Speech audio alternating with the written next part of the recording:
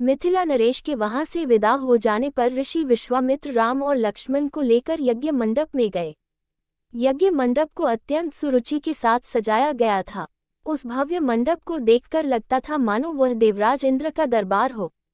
देश देशांतर के राजा महाराजाओं के बैठने की अति सुंदर व्यवस्था की गई थी।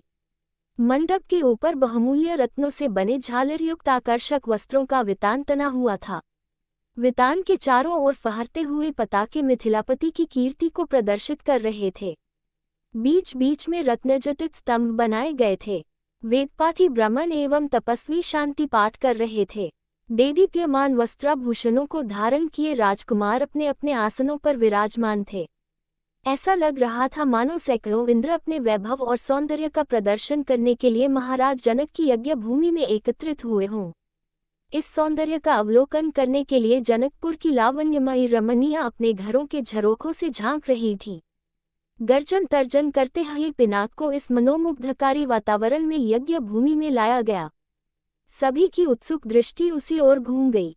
सहस्त्रों व्यक्ति उस धनुष को एक विशाल गाड़ी में धीरे धीरे खींच रहे थे।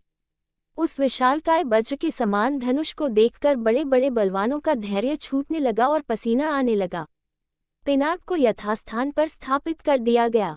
राजा जनक के ज्येष्ठ पुत्र सीता एवं उनकी सहेलियों को साथ लेकर धनुष के पास आए और बोले, हे संपूर्ण संसार के राजाओं और राजकुमारों, महाराज जनक ने प्रतिज्ञा की है कि जो कोई भी महादेव जी के इस पिनाक नामक धनुष की प्रत्यंचा को चढ़ाएगा उसके साथ मिथिलापति महाराज जनक अपनी राजकुमारी सीता का विवाह कर देंगे। राजा जनक की इस प्रतिज्ञा को सुनकर राजा और राजकुमार बारी बारी से उस धनुष पर प्रत्यंचा चढ़ाने के लिए आए, किंतु भरपूर प्रयास करके भी उस पर प्रत्यंचा चढ़ाना तो दूर उसे हिला भी न सके। अंत में वे लज्जित हो सिर झुकाकर तथा श्रीहीन होकर इस प्रकार अपने अपने आसनों पर लौट गए जैसे कि नागराज अपनी मणि गंवाकर लौट आते हैं। इस प्रकार एक एक करके सब राजाओं और राजकुमारों को विफल मनोरथ होकर लौटता देख महाराज जनक को बहुत दुख हुआ। उन्होंने बड़ी निराशा के साथ मर्मभेदी स्वर में कहा, संपूर्ण संसार के विख्यात शक्तिशाली योद्धा यहाँ विद्यमान हैं, किंतु बड़े दुख की बात है कि उनमें से कोई भी पिनाक पर प्रत्यंचा नहीं चढ़ा सका। उनकी इस असफलता को देखकर ऐसा प्रतीत होता है कि पृथ्वी शूरवीर क्षत्रियों से खाली हो गई है। यदि मुझे पहले से ज्ञात होता कि अब इस संसार में वास्तव में कोई क्षत्रिय योद्धा नहीं रहा है तो मैं न तो धनुष यज्ञ का अनुष्ठान करता और न ऐसी प्रतिज्ञा करता। लगता है कि मेरी पुत्री सीता आयु पर्यंत कुंवारी रहेगी।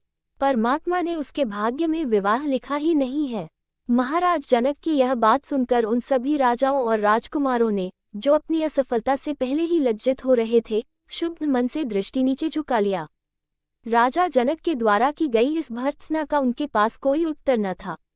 परंतु अयोध्या के छोटे राजकुमार लक्ष्मण को मिथिलापति द्वारा समस्त क्षत्रियों पर लगाया गया लांछन सहन नहीं हुआ।